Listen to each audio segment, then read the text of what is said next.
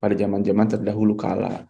Jadi memang apa ya, ini disesuaikan kan dengan bagaimana dasar budaya Indonesia gitu kan, sehingga yang pertama ada nilai ketuhanan sampai nilai keadilan pun gotong royong di Indonesia itu sangat benar-benar mencerminkan, oh inilah Indonesia as a philosophy ya. Bagaimana filosofi itu kan berarti seperti halnya kita bagaimana mencari kebenaran dari suatu konsep, mencari kebenaran dari suatu kajian. Begitupun juga dalam Pancasila ya. Pancasila is not only just first principle to fifth principle only gitu ya. Bukan hanya dari sila 1 sampai sila kelima itu apa. Tapi we must know ya, apa sih values, the basic values from the Pancasila. Kita harus mengetahui nilai dasar dari Pancasila itu sendiri. Ya, nilai dasar ini itu digali dari budaya-budaya para leluhur kita di Indonesia. Makanya Indonesia itu pasti akan berbeda dengan ideologi negara lain, ya. Di Indonesia itu sangat erat dengan misalnya kan kalau kita berbicara tentang sila kelima keadilan sosial, ada gotong royong sama-sama ya. Kemudian ada kehidupan yang religius ya. Nah, ini sangat berbeda dengan ideologi yang lain ya, kehidupan beragama yang sangat kental begitu kan. Terus dipengaruhi kehidupan bermasyarakat itu, nilai-nilai religius itu sangat mengena ya, dan benar-benar masyarakat juga ikut mengimplementasikannya gitu ya. Jadi akan membedakan. Ini this is the philosophy, bagaimana kita memandang ya bahwa ini adalah nilai-nilai dasar Pancasila yang perlu kita jadikan fundamental dalam kehidupan kita sehari-hari tentunya ya. Kemudian Pancasila as a system of philosophy. Di sini saya merangkum dari buku ya, kelima dasar atau prinsip yang terdapat dalam sila Pancasila ini merupakan satu kesatuan bagian-bagian sehingga saling berhubungan satu sama lain antara sila pertama sampai sila kelima. Jadi antara sila pertama yaitu ketuhanan yang Maha Esa sampai keadilan sosial bagi seluruh rakyat Indonesia itu ada keterikatan. So nggak jadi berdiri sendiri. Jadi saling saling berkaitan satu sama lain. Sehingga kadang-kadang mungkin mahasiswa akan bingung ya, ini sila pertama atau sila kedua ya? Seperti halnya kita menolong teman ya yang terkena musibah. Itu masuk ke sila pertama, yaitu bagaimana perintah dari Tuhan yang Maha Esa untuk menyayangi sesama manusia. Begitupun juga dengan sila kedua. Jadi itulah yang terlihat pada sila itu, saling adanya keterkaitan. Ya, jadi merupakan satu kesatuan bagian-bagian sehingga saling berhubungan satu sama lain.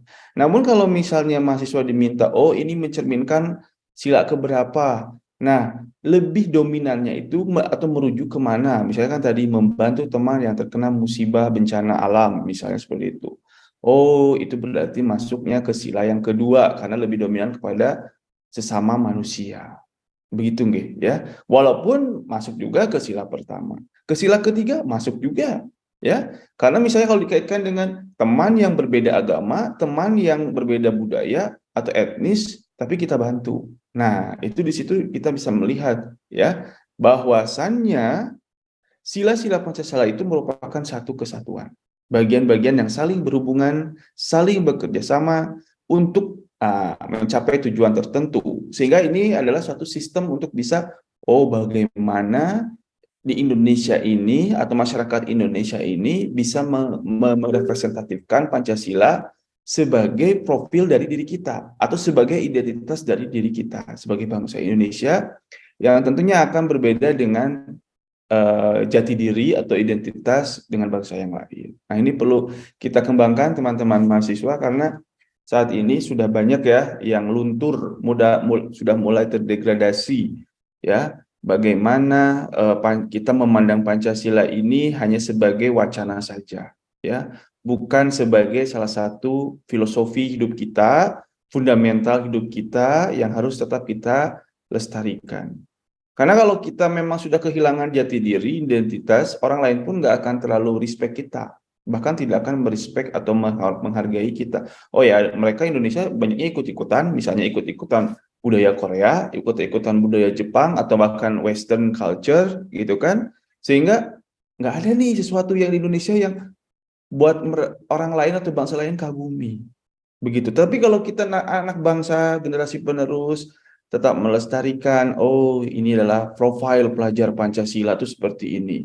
Ada gotong royong, ada ketakwaan kepada Tuhan, ada yang namanya respect satu sama lain atau menghargai satu sama lain, berwawasan global. Coba Anda lihat apa saja profil pelajar Pancasila itu kan?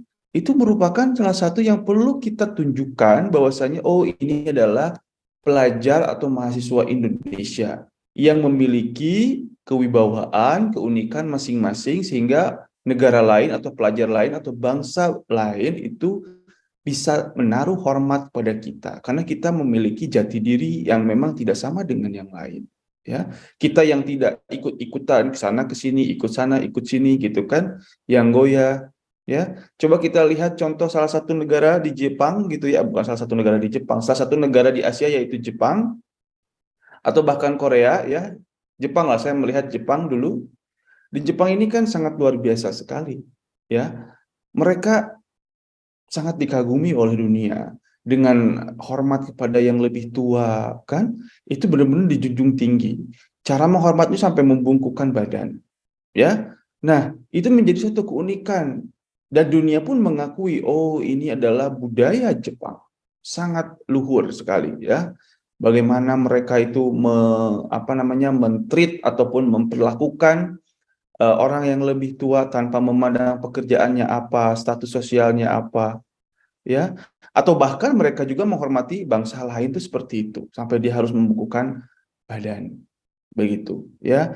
Kemudian pada saat kemarin World Cup, penonton dari Jepang sangat luar biasa awareness ataupun kesadaran terhadap kebersihan lingkungannya ya.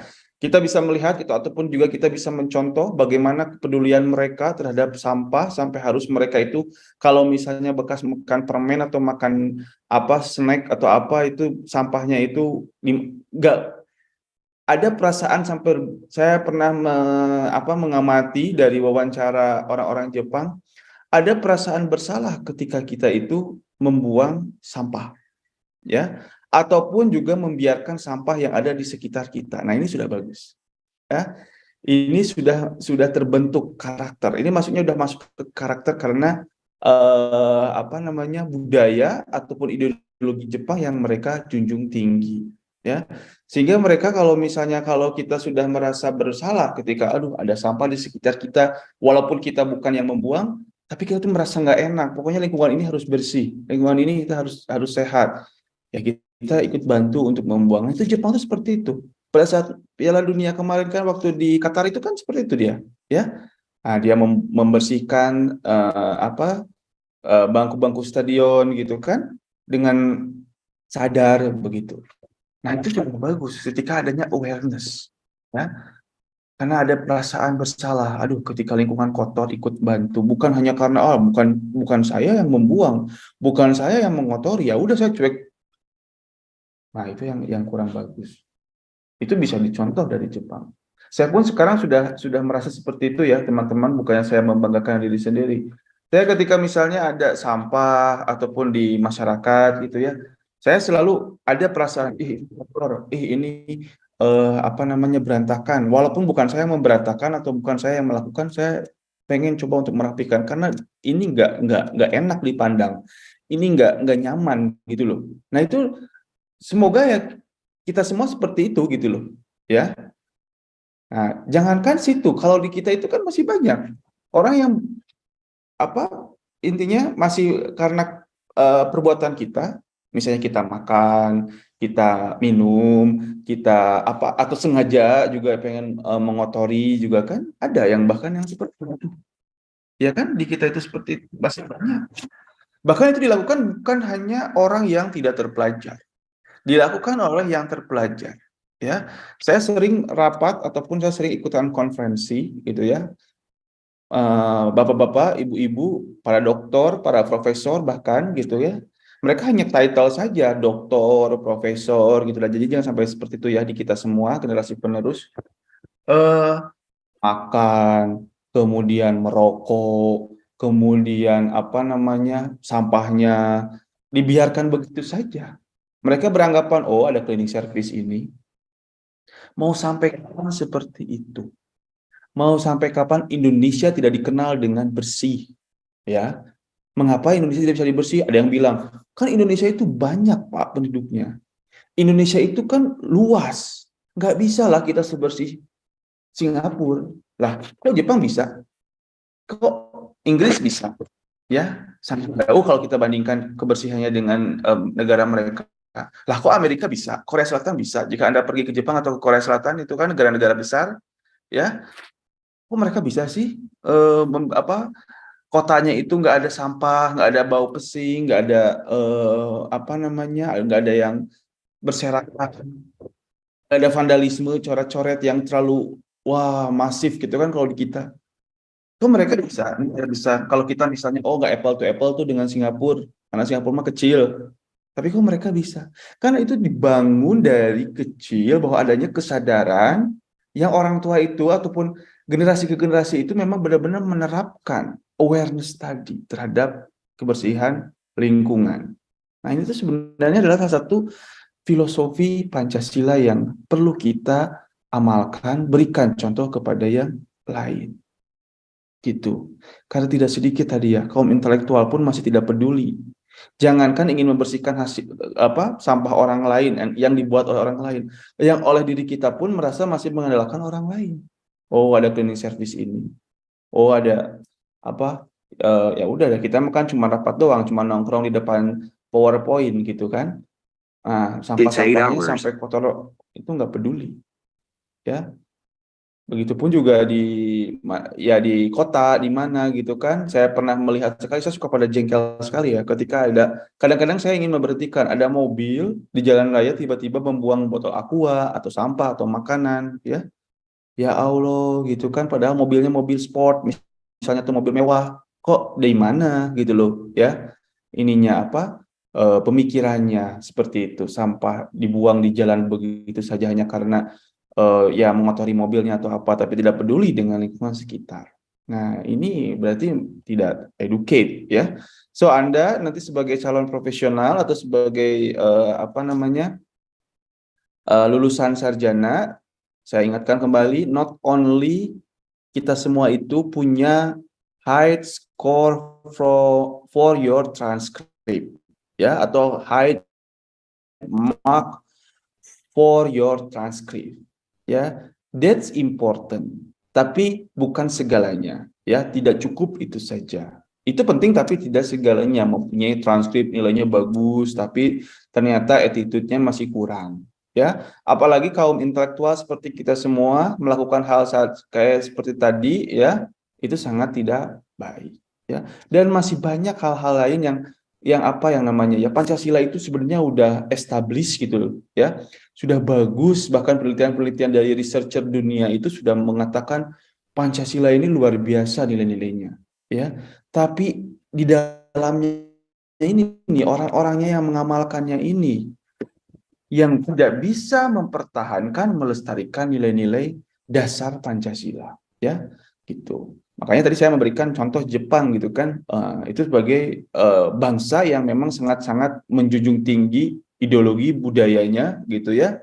Dia tidak termakan arus, dia tidak ikut-ikutan dengan budaya barat, misalnya bahkan bahasa pun mereka lebih senang menggunakan bahasa Jepang itu sendiri ya, tapi mereka establish, mereka maju ya, begitupun juga Korea ya. Mereka bahkan orang asing itu harus menyesuaikan akhirnya kan, menyesuaikan untuk bisa berbahasa Jepang atau berbahasa Korea gitu. Nah, berarti betapa diseganinya mereka ya. Itu. Nah, Indonesia bisa. Apakah terlambat? Tidak. Apalagi negara seperti kita ini adalah negara besar, strategi, sekarang berbagai macam hubungan kerjasama itu kan bisa membuat kita memperkenalkan budaya dan kita pun juga bisa merepresentatifkan diri kita sebagai bangsa Indonesia yang mempunyai kewibawaan karena kita memiliki jati diri bangsa berdasarkan Pancasila tadi. Begitu nggih ya? Kemudian tadi itu ya Pancasila, jadi memang saling adanya satu kesatuan, saling berhubungan, saling bekerjasama satu sama lain sebagai suatu sistem dalam sila-sila Pancasila itu. Jadi nggak ada yang berdiri sendiri ya, sila 1 sampai sila ke 5 ya. Kemudian di sini Pancasila as system of philosophy. Kalau kita berbicara tentang sistem berarti ada komponen-komponen di dalamnya ya. Di sini kita lihat, ini saya hasil rangkuman, Pancasila sebagai sistem filsafat mengandung pemikiran tentang manusia yang berhubungan dengan Tuhan, diri sendiri, dengan sesama, dengan masyarakat bangsa, yang semua itu dimiliki oleh bangsa Indonesia. Oleh sebab itu, sebagai sistem filsafat, Pancasila memiliki ciri khas yang berbeda dengan sistem filsafat yang lain di dunia.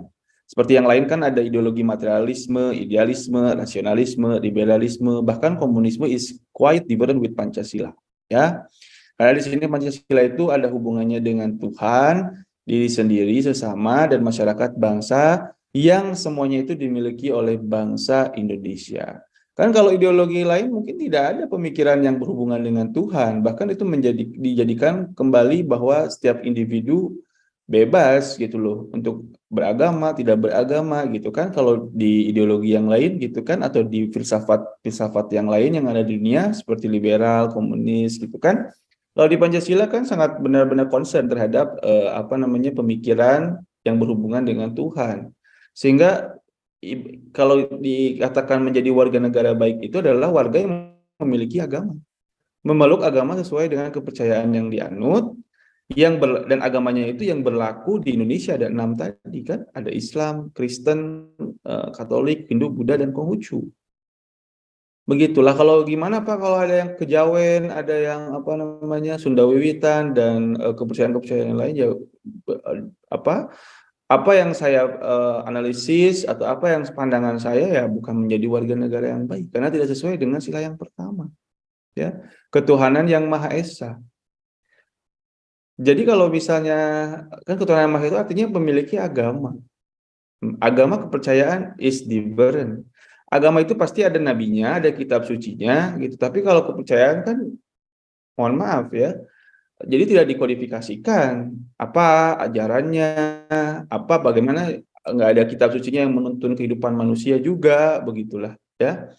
Dan kadang-kadang kalau ketika kita tanya siapa yang kan kalau agama pasti ada nabinya. Kalau yang kepercayaan kan kadang Tuhannya pun juga mereka ya hanya sesuai dengan kepercayaan mereka. Sehingga kalau saya katakan kepercayaan itu tidak sesuai dengan nilai-nilai Pancasila gitu ya. Makanya tidak ada agama Sunda Wiwitan atau agama Jawa Kejawen misalnya seperti itu ya, nggak bisa seperti itu. Tapi saya kemarin ke rumah sakit RSUD Sleman, entah kenapa kebijakan dari rumah sakit saya juga belum pernah menanyakan. Di situ ditulis agama Islam, Kristen, Katolik, kepercayaan. Nah, itu yang perlu saya tanyakan nanti. Kenapa mencantumkan kepercayaan di situ? Ya, karena kepercayaan ini saya melihat undang-undang, saya melihat dari Pancasila, itu sangat bertentangan dengan nilai-nilai yang pertama. Sistem kepercayaan ini, ketuhanan yang Maha Esa. Ya kadang-kadang kepercayaan pun Tuhannya itu kan banyak. Ya, Sunda Wiwitan karena Tuhannya banyak, atau kadang-kadang saya juga tidak memahami gitu ya, bagaimana hakikat Tuhan karena nggak ada kitab suci gitu loh yang menuntun mereka. Mereka hanya mulut ke mulut, dari kebiasaan satu kebiasaan ke generasi, diteruskan dari generasi satu ke generasi yang selanjutnya begitu. Nah, ya ini yang nanti saya ingin tanyakan ke bagian manajemen Rumah Sakit Umum Daerah Sleman ya. Kemarin saya juga kaget, cuman belum sempat nanya ya karena saya lagi mau kontrol gigi waktu itu. Mengapa tulis agama Islam, Kristen, Konghucu, Hindu, Buddha, kepercayaan? Why? Ya, ada belief di situ ya. Saya tanya dan nanti saya coba akan share pada kalian ya, karena bagi saya pandangannya ya kepercayaan itu is not religion begitu ya. Nah, inilah yang Pancasila menjadikan suatu sistem ya yang didukung oleh komponen-komponen, yaitu pemikiran yang manusia tentang Tuhan, kemudian tentang dirinya sendiri ya, kemudian dengan masyarakat bangsa yang semua itu dimiliki oleh bangsa Indonesia. Dan saya satu tambahkan lagi yaitu satu dengan alam, ya, dengan alam sekitar. Bagaimana kita berpikir bahwasanya kita harus juga menjalin hubungan yang baik dengan lingkungan sekitar. Karena kalau alam kita tidak dijaga, ya, misalnya kita membuat, kalau misalnya arsitektur nih, kita membuat perumahan, ikut serta bekerja sama dengan developer, padahal tanah itu adalah tanah resapan hijau dan kita mau-mau aja karena iming-iming dengan apa yang kita dapatkan besar, padahal mencelakakan masyarakat di bawahnya, misalnya longsor ataupun banjir dan lain sebagainya. Harusnya tentang hal itu, oh seperti ini tuh nggak bagus, oh ini tuh nggak baik gitu kan, sebelum kita menolaknya. Taman hijau yang tidak boleh dibangun, gitu ya, atau itu hutan kecil ataupun kebun itu dengan pohon-pohonnya ditebang semua untuk perumahan, itu akan mengganggu ini apa, ekosistem gitu loh, atau bahkan bisa menimbulkan banjir karena itu adalah daerah resapan hijau. Nah, kita berikan pandangan juga, as a intelektual itu enggak isinya kita diam saja, enggak gitu loh. Di masyarakat itu kita harus punya peran, ya. Kita harus berkontribusi, ya. Seperti halnya civic education, kalian sudah belajar mungkin ya, pendidikan kewarganegaraan. Core-nya itu kan bagaimana how to participate actively in the society, in the community, ya, how to participate, ya, harus ada peran, ya, bukan hanya oh ternyata itu kita tahu itu salah, ya udah kita tolak saja tanpa ada kontribusi apapun, memberitahu, mencegahnya, gitu loh, ya, setidaknya ada usaha gitu loh, ada kontribusi, oh kita itu tahu ini akan menimbulkan bahaya, akan menimbulkan kerugian, so kita perlu apa namanya, memberikan tahu, berusaha mengedukasi mereka gitu ya. Itulah yang diperlukan oleh bangsa ini, bukan hanya just know aja, knowing oh itu nggak bisa seperti itu ya. Because we are part of the community. Kita adalah sebagai bagian dari masyarakat ataupun komunitas. Ya, yang ini yang perlu saya tekankan kembali kepada kalian.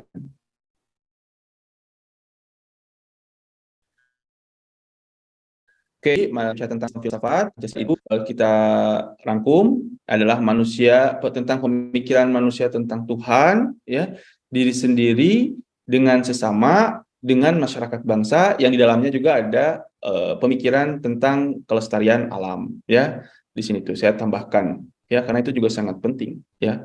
Kadang-kadang kita lupa, oh hablum minallah saja, sholat, sembahyang, ngaji seharian, kadang-kadang ya, atau yang hari-harinya itu mungkin 80 atau 90% di masjid, di musola, ya itu bagus tapi ya eh, berlebihan gitu. Karena kita kan adalah makhluk yang harus juga membina hubungan yang baik dengan sesama gitu kan, juga dengan alam, bagaimana kita melestarikan misalnya lingkungan kita sekitar, ikut mendukung penghijauan gitu kan, tidak menimbulkan polusi, apa namanya, peduli terhadap pemakaian kantong plastik misalnya, kan itu termasuk tentang lingkungan juga, alam ya, yang mana kalau alam itu kalau kita tidak jaga itu bisa jadi petaka buat kita gitu ya. Global warming sekarang Jogja itu semakin panas ya teman-teman mahasiswa, sangat-sangat panas, dan itu tidak dialami oleh Jogja saja. Saya kemarin mudik ke Bandung ke rumah orang tua saya pun juga sama, di sana itu malam-malam panas sekali gitu kan, padahal dulu sangat dingin malam-malam itu ya, pagi-pagi masih dingin masih enak, sekarang udah panas panas sekali karena mungkin tadi ada global warming, efek rumah kaca, polusi di mana-mana gitu kan. Nah, ini yang butuh perhatian dari kaum kaum intelektual supaya kita bisa mengembalikan apa namanya, sesuatu yang memang pada hakikatnya alami gitu ya, atau reduce, mengurangi lah ya istilahnya, mengurangi seperti tadi pemakaian kantong plastik yang terus kita kurangi gitu kan, terus polusi, bahkan sekarang kan negara tuh terus berpikir, pemerintah terus berpikir untuk bagaimana nih supaya orang tuh pindah ke motor elektrik, mobil elektrik gitu ya, nggak hanya yang bahan bakar yang bisa menimbulkan polusi lama-lama. Makanya itu kan yang menyebabkan panas itu semakin banyak kendaraan, polusi gitu kan, sehingga nggak enak ya. Coba kalau kita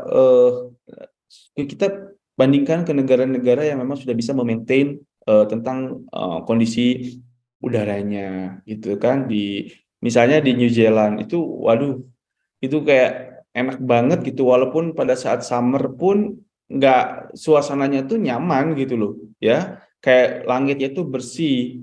Termasuk saya juga ke kota, bukan kota, negara kecil Singapura, walaupun itu panas ya, kalau Anda yang udah pernah ke Singapura, walaupun itu panas tapi kayak bersih, kayak sehat gitu udaranya itu ya. Ya walaupun memang kecil karena memang mereka kan bisa termaintain karena warganya juga kecil. Tapi dari situ kita juga bisa membangun awareness dari diri kita sendiri, dan kita contohkan kepada generasi-generasi penerus yang lain. Begitu ya, supaya lingkungan pun bisa kita terjaga dengan baik. Oke, selanjutnya adalah Pancasila as a system of philosophy. Nilai filsafat Pancasila baik sebagai pandangan hidup ya, atau filsafat hidup, atau dalam bahasa ininya adalah Wetenschaum ya. Bangsa maupun sebagai jiwa bangsa atau jati diri, atau Volksgates nasional yang memberikan identitas dan integritas serta martabat bangsa dalam menghadapi budaya dan peradaban dunia. Nah, di sini kita lihat ya, ini kan pandangan hidup ya, Pancasila sebagai sistem of philosophy ataupun filsafat hidup. Tadi yang saya sudah katakan di awal, bagaimana filosofi Pancasila ini bisa membentuk ataupun meng-create ya, menciptakan identitas dan identity, jati diri, sehingga bangsa lain itu menaruh hormat pada kita.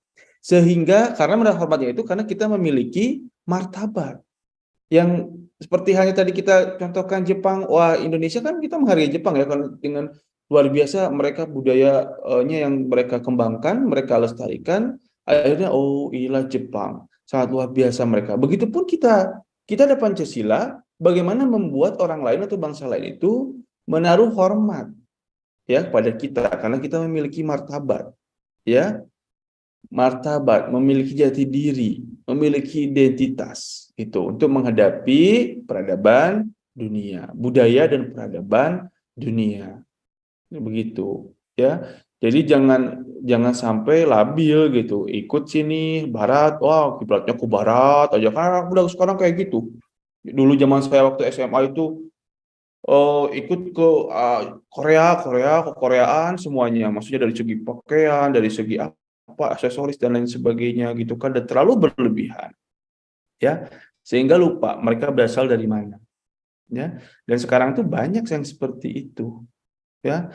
Nah, as an Indonesian disarankan tidak seperti itu, karena lama-lama kita akan kehilangan jati diri ya, akan kehilangan identitas sebagai bangsa Indonesia itu ya. Itulah yang perlu kita kembangkan. Next, selanjutnya adalah definisi ya, definisi filosofi. Istilah filsafat ini kan memang sangat sulit ya teman-teman mahasiswa untuk bagaimana kita memahami tentang itu filsafat. Di sini kita lihat secara terminologi terlebih dahulu ya, bahwasanya filsafat itu berasal dari bahasa Yunani, artinya filosofia. Filos itu berarti cinta ya, atau filia yang berarti persahabatan. Kemudian tertarik kepada kata sophos yang berarti kebijaksanaan, pengetahuan, keterampilan, pengalaman, praktis, intelijensi. Atau bisa saya di sini ringkas adalah bagaimana kita memandang suatu konsep secara filsafat itu adalah benar-benar kita mencari tahu kebenaran dari suatu konsep tersebut secara detail tentunya. Karena kita tuh cinta terhadap kebenaran, terhadap pengetahuan yang akan kita kaji ini. Begitupun juga dengan Pancasila, ya. Dengan dari sini kan dikatakan bahwasanya filosofi secara harfiah berarti mencintai kebijaksanaan, mencintai kebenaran. As a scientist ataupun secara atau sebagai kaum intelektual, tentunya kan segala sesuatu kita secara filsafat ya, secara secara apa namanya mendalam, merenung secara mendalam berkaitan dengan ontologi, epistemologi, apologi, gitu kan. Kalau kita bicara tentang ontologi, apa itu Pancasila, ya? Dan apa sih itu Pancasila? It's not only you deskripsikan Pancasila adalah ideologi negara seperti itu saja. Mencakup kalau kita mengkajinya secara filsafat itu secara detail, secara mendalam, karena tadi kita kan kaitannya adalah mencintai kebijaksanaan, ya, mencintai suatu pengetahuan, kebenaran, ingin mendapatkan kebenaran yang seutuh-utuhnya. Itu secara ontologi berkaitan dengan apa itu Pancasila, ya. Apakah hanya suatu konsep saja? Apakah hanya suatu definisi saja? Begitu. Apakah Indonesia? Apakah bangsa Indonesia? Bagaimana itu mengkaji? Kemudian kalau misalnya kita berbagai apa namanya epistemologi, kalau kita kaji secara filsafat, bagaimana Pancasila dihubungkan dengan pengetahuan, ya. Pancasila itu diketahui itu supaya bagaimana gitu, bagaimana mengetahui Pancasila itu sebagai pengetahuan, ya. Itu kalau kita mengkaji secara epistemologi. Kemudian secara aksiologi adalah kaitannya dengan values, nilai. Kalau kita mengkaji secara aksiologis, berarti pertanyaannya untuk apa Pancasila ini? Berkaitan dengan tujuan, ya. Tujuan dari Pancasila itu untuk apa? Nah, itu konsep yang kita kaji secara filsafat. Memang mendalam, ya, merenung kan, filsafat itu kan merenung, apa namanya, mendalam, memikirkan, analisis begitu. Karena kita cinta terhadap bijaksanaan. Ini kan secara harfiah, ya, filosofi itu adalah mencintai kebijaksanaan, mencintai kebenaran. Karena kita tuh ingin menemukan kebenaran secara utuh begitu, ya. Oke, sampai sini ada pertanyaan dulu. Monggo, silahkan. Ada pertanyaan dulu tidak?